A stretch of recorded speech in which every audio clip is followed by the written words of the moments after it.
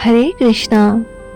ভৱিষ্যতৰ পুৰাণত এই পবিত্ৰ তথা মংগলময় পবিত্ৰাৰোপণী একাদশীৰ কথা বৰ্ণনা কৰা হৈছে। এই একাদশীক পবিত্ৰা একাদশী অথবা পুত্ৰদা একাদশী বুলিও কোৱা হয়। আপোনালোকে হয়তো ভাবিছে যে পুত্ৰদা একাদশী দেখোন পুহ মাহৰ শুক্লপক্ষতো সমাগত হয়, তেন্তে এইটোনো কি একাদশী? দৰাচলতে বছৰত দুবাৰ এনে একাদশী সমাগত হয়, যাক পুত্ৰদা একাদশী বুলি কোৱা হয়, আৰু এই দুয়োটাই একে সমানভাৱে কল্যাণকাৰী তথা পুত্ৰ প্ৰদান কৰোতা হয়।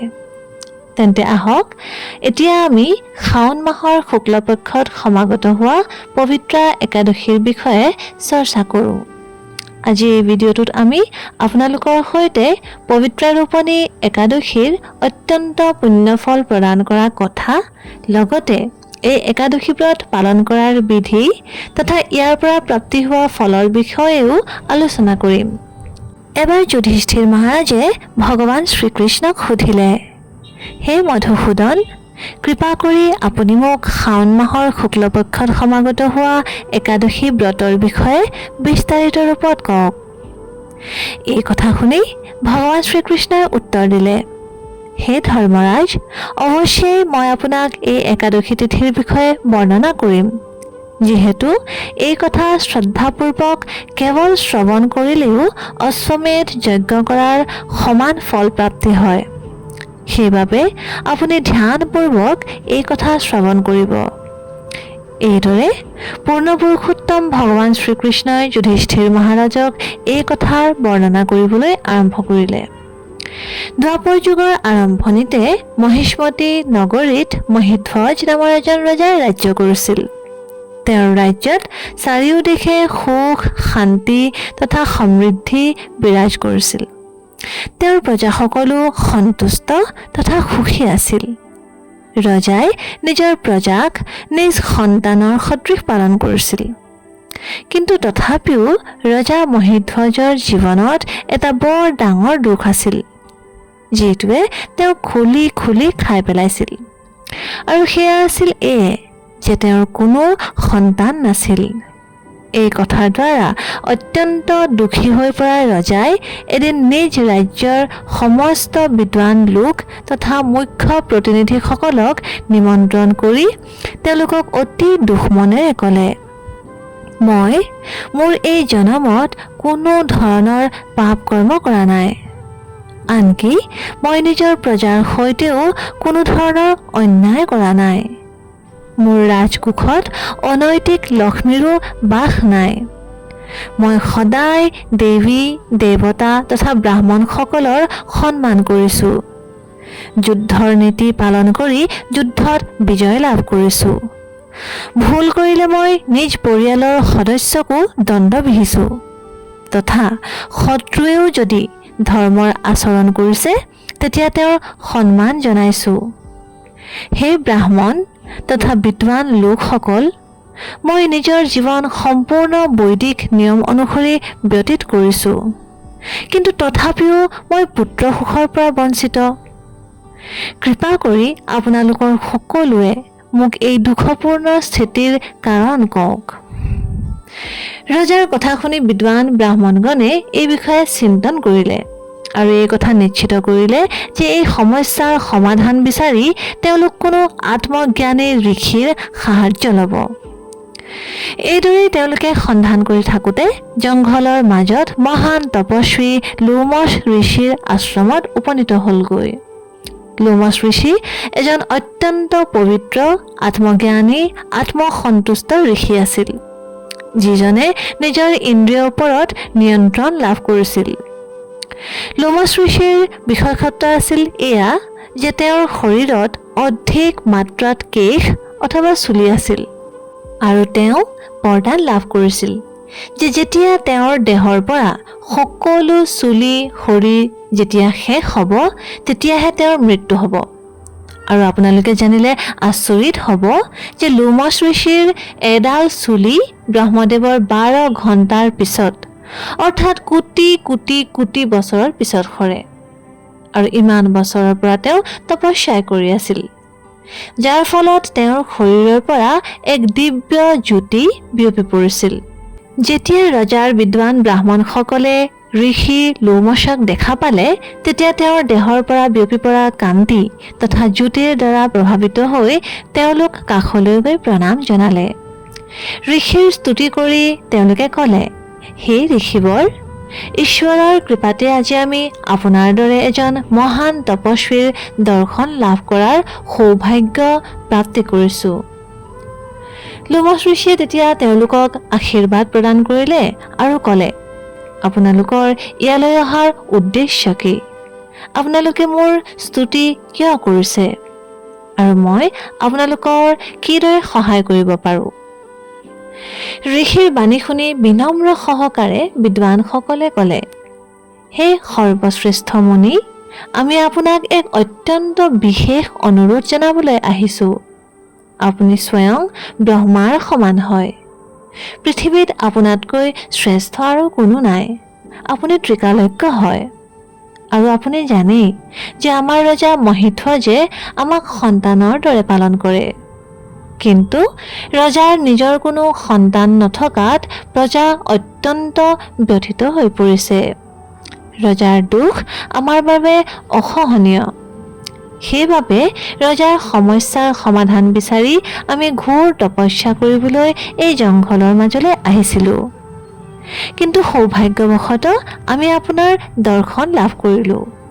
সেইবাবে হে ঋষিবৰ, কৃপা কৰি আপুনি আমাৰ সহায় তথা মাৰ্গ প্ৰদৰ্শন কৰক যে কিদৰে আমি আমাৰ ৰজাক এই কষ্টৰ পৰা মুক্তি প্ৰদান কৰিব পাৰোঁ। তেওঁলোকৰ বিনম্ৰ প্ৰাৰ্থনা শুনি লোমশ ঋষি এক ক্ষণৰ বাবে ধ্যানমগ্ন হৈ পৰিল আৰু অতি শীঘ্ৰেই ৰজাৰ এই সমস্যাৰ কাৰণ তেওঁ বিচাৰি পালে। তেওঁ বিদ্বানসকলক ক'লে, আপোনালোকৰ ৰজা পূৰ্বজন্মত এজন বৈশ্য আছিল। সম্পত্তিৰ উপাৰ্জন কৰিবৰ বাবে তেওঁ কিছুমান ভুল কামো কৰিছিল। তেওঁ বহু নগৰত গৈ বেহা বেপাৰ কৰিছিল। এবাৰ জেঠ মাহৰ শুক্লপক্ষৰ দ্বাদশীৰ দিনা যাত্ৰা কৰি গৈ গৈ দুপৰীয়া সময়ত তেওঁ এটা অত্যন্ত সুন্দৰ পুখুৰীৰ পাৰ পালেগৈ।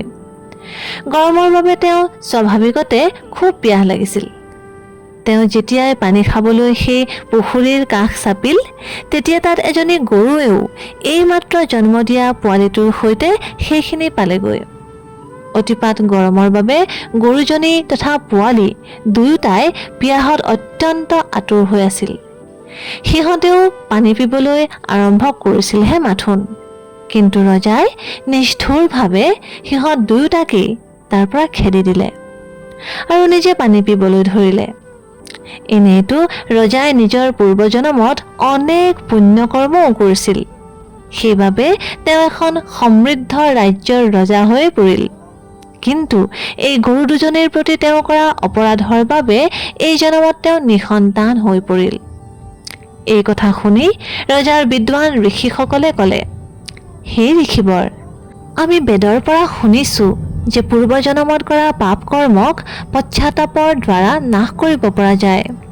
সেইবাবে আপুনি কৃপা কৰি এই সমস্যাৰ কোনো সমাধান দিয়ক, যাৰ ফলত আমাৰ ৰজা এই পাপৰ পৰা মুক্ত হৈ পৰে।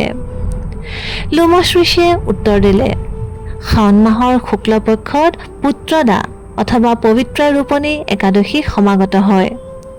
এই দিনটোত ৰজাই তথা সমস্ত প্ৰজাগণে এই একাদশী ব্ৰত পালন কৰিব লাগিব। আৰু দ্বিতীয় দিনা আপোনালোকৰ সকলোৱে এই একাদশী পালন কৰিলে যি পুণ্যফল প্ৰাপ্তি হয় সেয়া ৰজাক অৰ্পণ কৰিব লাগিব। এইদৰে অৰ্জিত পুণ্যফলৰ দ্বাৰা ৰজা পূৰ্বজন্মৰ পাপৰ পৰা মুক্ত হৈ পৰিব আৰু তেওঁৰ পুত্ৰৰ প্ৰাপ্তি হ'ব। ঋষিৰ কথা শুনি হৰ্ষিত হৈ পৰা সকলো বিদ্বান লোকসকলে ঋষিক প্ৰণাম জনাই নিজৰ ৰাজ্যলৈ ঘূৰি আহি এই সমস্ত কথা ৰজাক ক'লে। যেতিয়া শাওণ মাহ সমাগত হ'ল, তেতিয়া তেওঁ ঋষিয়ে প্ৰদান কৰা নিৰ্দেশ অনুসৰি পবিত্ৰ একাদশী পালন কৰিলে আৰু দ্বিতীয় দিনা সমস্ত প্ৰজাগণে নিজৰ পুণ্যফল ৰজাক প্ৰদান কৰিলে। এই পুণ্যফলৰ প্ৰভাৱত ৰাণীয়ে কিছু সময়ৰ পিছত গৰ্ভধাৰণ কৰিলে। আৰু উপযুক্ত সময়ত এটা অত্যন্ত সুন্দৰ তথা দিব্য পুত্ৰৰ তেওঁ জন্ম দিলে। পবিত্ৰ ৰোপণী একাদশীৰ কথা সমাপন কৰি ভগৱান শ্ৰীকৃষ্ণই যুধিষ্ঠিৰ মহাৰাজক ক'লে, হে ধৰ্মৰাজ যুধিষ্ঠিৰ, এইদৰে শাওণ মাহৰ শুক্লপক্ষত সমাগত হোৱা একাদশী পুত্ৰদা একাদশী নামেৰে বিখ্যাত হৈ পৰিল। যি ব্যক্তিয়ে এই ভৌতিক জগতত সুখী হ'ব খোজে আৰু আধ্যাত্মিক জগতত প্ৰৱেশ কৰিব খোজে, তেওঁ শ্ৰদ্ধা সহকাৰে এই পবিত্ৰ একাদশীৰ পালন কৰা উচিত। যি মনুষ্যই এই একাদশী ব্ৰতৰ নিষ্ঠা সহকাৰে পালন কৰে আৰু এই কথা শ্ৰদ্ধা সহকাৰে শ্ৰৱণ কৰে, তেওঁৰ এক সুযোগ্য পুত্ৰৰ প্ৰাপ্তি ঘটে আৰু মৃত্যুৰ পিছত তেওঁ আধ্যাত্মিক লোকলৈ গমন কৰে। এই কথাৰ মাধ্যমেৰে আমি এই অত্যন্ত পবিত্ৰ তথা অত্যন্ত পুণ্যফল প্ৰদান কৰা একাদশীৰ মাহাত্ম্যক উপলব্ধি কৰিব পাৰোঁ। যি ব্যক্তিয়ে এই একাদশী নিষ্ঠা সহকাৰে পালন কৰিব খোজে, তেওঁ একাদশীৰ দিনা ব্ৰহ্ম মুহূৰ্তত উঠিব লাগে। স্নান ইত্যাদি কৰি ভগৱানৰ পবিত্ৰ নাম হৰে কৃষ্ণ কৃষ্ণ কৃষ্ণ হৰে হৰে, হৰে ৰাম ৰাম ৰাম হৰে হৰে এই মহামন্ত্ৰৰ জপ কৰা উচিত। এই দিনটোত কোনো ধৰণৰ অন্ন, দাইল ইত্যাদি সেৱন কৰা অনুচিত।